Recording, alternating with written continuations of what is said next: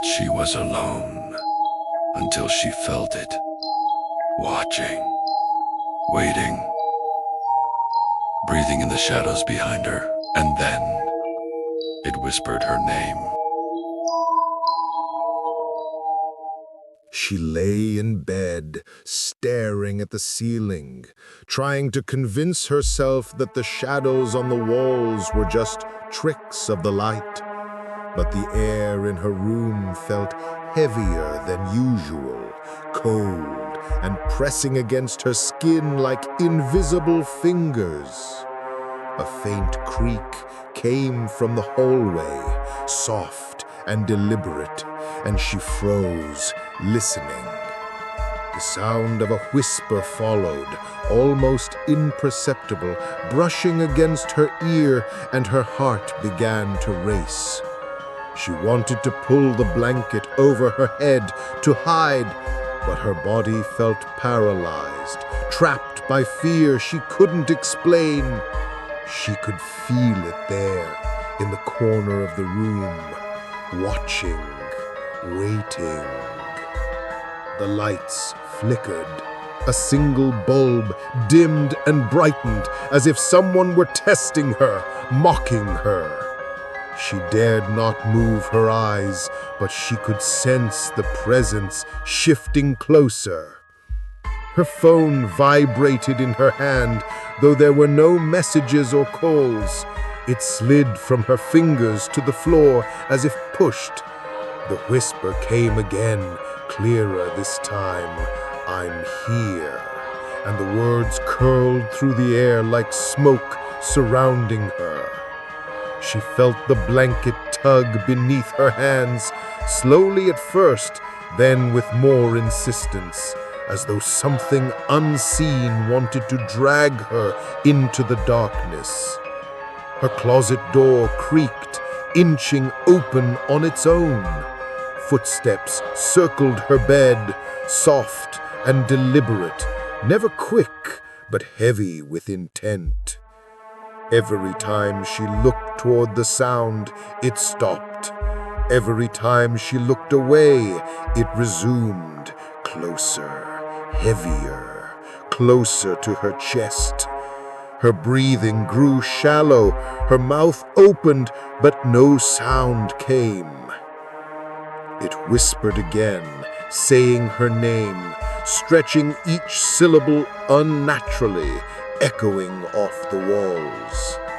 Then came words she did not recognize, secrets she had never told anyone, spoken aloud as if the entity had known them all along.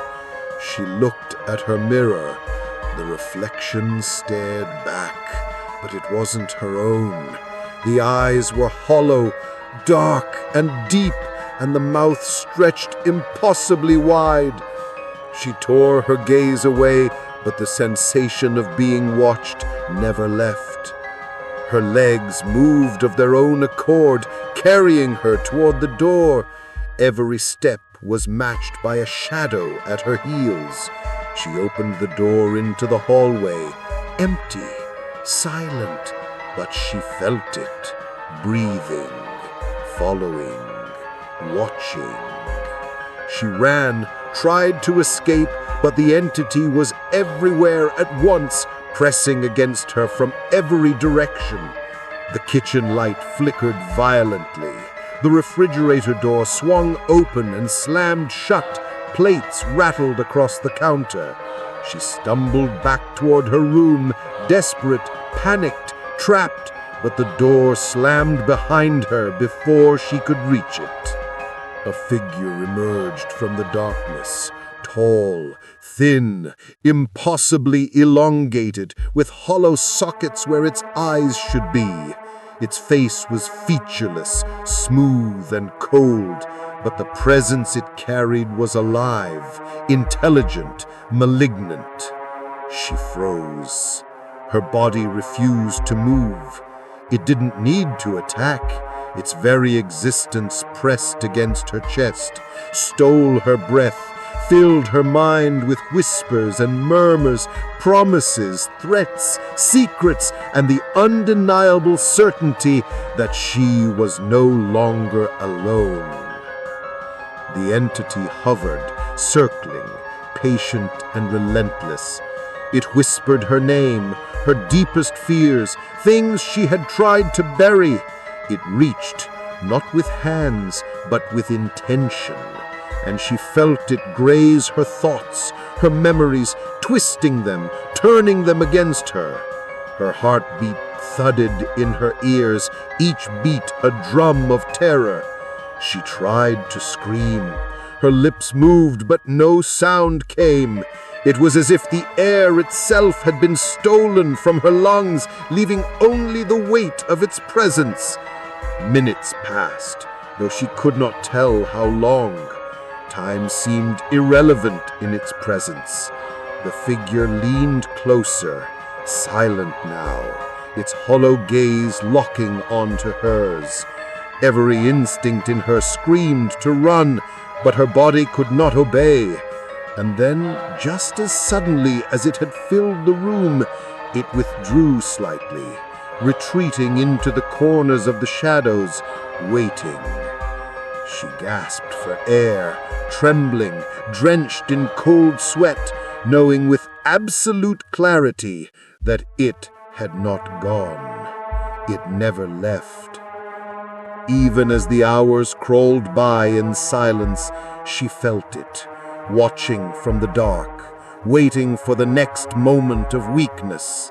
Every flicker of light, every creak of the floor, every breath of wind through the room reminded her that she was not alone.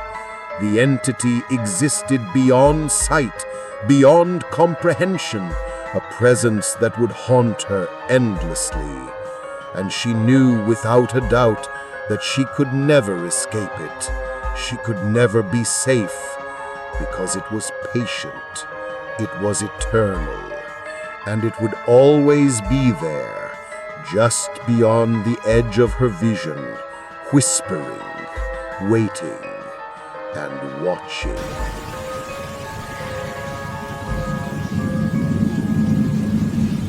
Like, share, and subscribe, and hit the notification button for more creepy horror contents.